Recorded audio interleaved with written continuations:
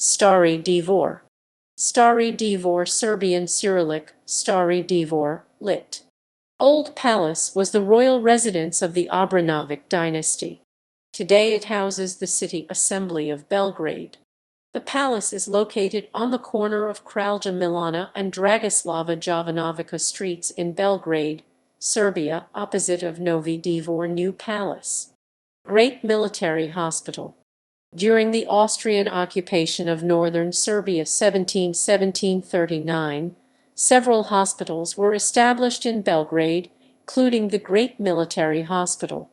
Based on the Austrian plans, the hospital was set outside of the Belgrade fortress Danubian or German Belgrade, in the Serbian part of the city. As shown on the map of Belgrade by Nicholas Francois de Spar, the Tsarograd Road began at the Württemberg Gate, Stambol Gate, at the modern Republic Square, and headed towards Markos Cemetery in Tazmajdan.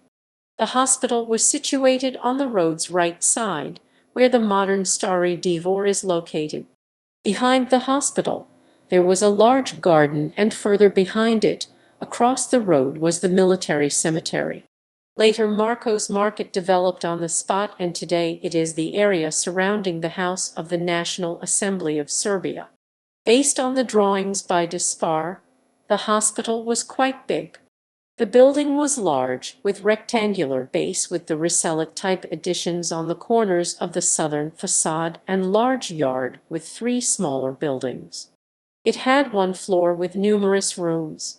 It is not mentioned in the 1728 census, so some historians believed that it was built after that year, but the census counted only the buildings within the fortress.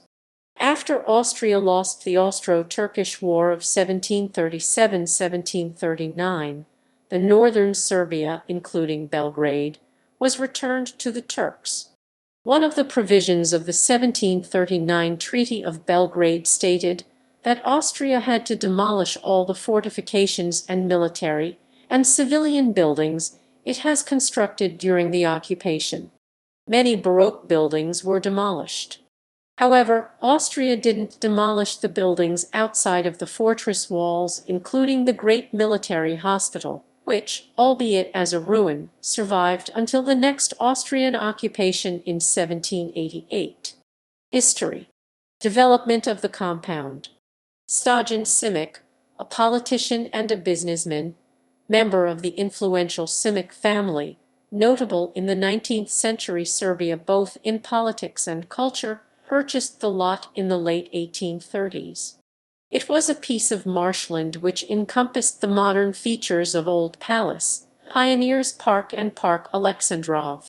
Simic drained the marsh, filled and leveled the terrain, and on the northern side of the modern Kralja Milana Street constructed a house 1840–1842. The edifice became known as the Old Konak. Development of the first Serbian royal compound began in 1843, when the ruling prince Alexander Karađorđević purchased the Konak with the surrounding garden. In the 1850s, additional building was constructed next to Old Konak. When the Obrenović dynasty was restored in 1858, they moved in the residences. As an heir apparent, Prince Michael used the little palace. The palaces were surrounded by the auxiliary buildings, servants' quarters, horse stables, etc. Ruling Prince Milos Obrenović, Michael's father, decided in 1858 to build a new palace for his son, which was built next to the palace's garden, to the south on the location of modern Novi dvor, which became known as the Dvor sa Kulama Palace with towers. Upon ascending to the throne in 1860, Michael decided to use the Old Konak, while part of the state administration was located in the palace with towers, ministries of foreign and internal affairs. Instigated by King Milan, the palace itself was built between 1882 and 1884, according to the design of Alexander Bugarski, in the style of Academism of the 19th century, with intention to surpass all existing residences of the Serbian rulers. In order to build the new palace, the little palace had to be demolished first. Jointly with the new palace, the Marshal's building Marsalat was built behind it. The building was upgraded in 1922, being adapted into the large, semicircular building.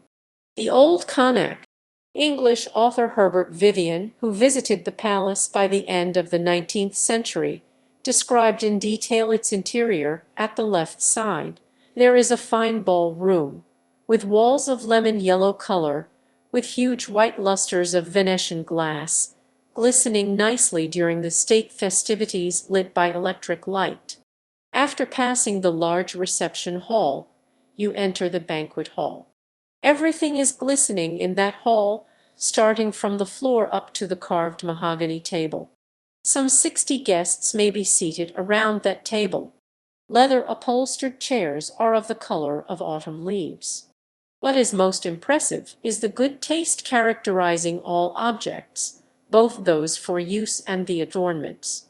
The admiration is even more caused by the beautiful carved ceilings, inherited from the Turkish era and fashion. A number of important events from the time of the political power of the Obrenović dynasty are linked to the old palace. The palace was built when Serbia was proclaimed a kingdom.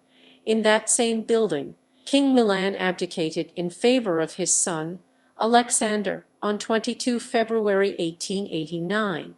Between 1903 and 1914, the Old Palace was the residence of the Karađorđević dynasty. World Wars and Interbellum. The palace was damaged in both world wars. After World War I, the palace was repaired, while the first important restoration was done around 1930. The complex and the royal garden were entered through monumental, decorative stone arches with gates. In 1919 and 1920, meetings of the Provisional National Assembly took place there. Royal festivities and receptions of foreign guests took place there until 1941. It remained the royal residence until 1922. King Peter, 1903-21, King Alexander, 1921-22, until the neighboring Novi dvor became royal palace in 1922.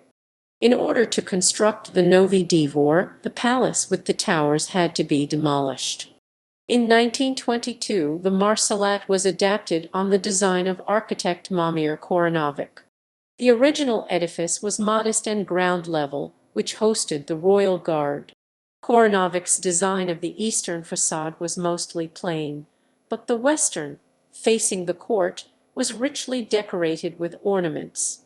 The Marsalat, including the Ministry of the Court and Royal Administration, occupied the central part of the building, while the wings had apartments for royal guests, which partially hastened the construction as it needed to host the guests of the royal wedding between King Alexander and Princess Maria.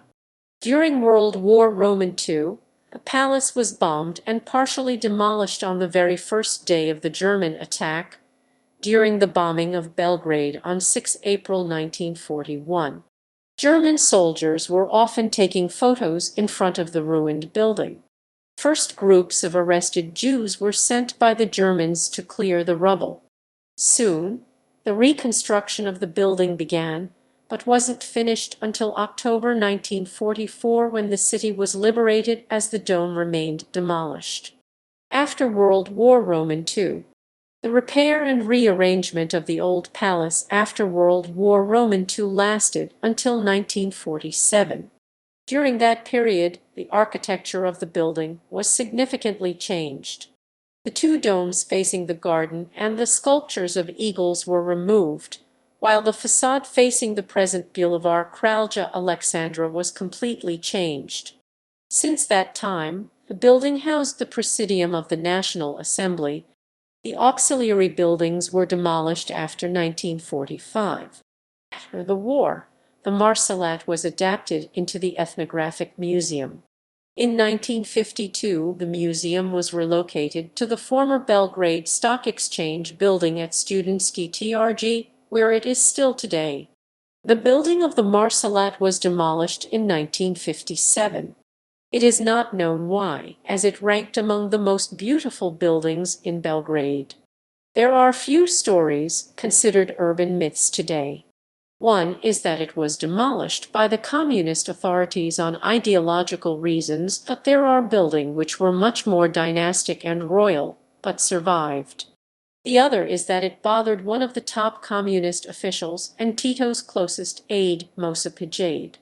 In 1953–1954, he worked in the Old Palace as Deputy President of the Federal Executive Council, Vice President of the government, while from 1954 to 1957 he was President of the National Assembly. The building was demolished most likely as the expansion of the Pioneers' Park, former Royal Garden, began, and the massive gates into the park were already demolished. Today, former complex today consists of only two buildings, Old Palace and New Palace. Today, the palace is home to the City Assembly of Belgrade. Visitors can take a tour inside the Old Palace. Tourists can sign up to visit the Old Palace at the tourist stands throughout Belgrade. Architectural design. The Old Palace has almost square foundation of 40 m. Its design is classical, with central windowed inner hall. There used to be a greenhouse and richly ornamented oaken stairs added later, and leading onto the first floor they were designed by a famous architect, Jovanović. Those stairs were destroyed in World War I. Around this central space with columns and galleries, there were other rooms of the palace, the most important of them being the great hall for receptions and balls and the dining room. As parts of the palace, there were also a nicely arranged library, and the palace chapel, which faced the garden. The whole interior equipment of the palace has been mostly imported from Vienna. By its external architecture, the building is one of the most beautiful achievements of academism in Serbia of the 19th century. The facade which faces the garden is most richly made, having projecting balconies which provided closer contact with the garden. The most characteristic motifs of this facade are the caryatids at the first floor level which, above the balconies at each end of the facade, support richly made tympanums of the ending windows. The caryatid are repeated on the facade facing the Kralja Milana street, and the line of Doric columns in beneath them. The Doric columns also appear on the facade against the garden, between richly decorated windows. The other two facades are somewhat simpler. The basement and the corners of the building are rustically designed. The balconies and the attic are balustraded. The three corners of the building used to have proportional domes.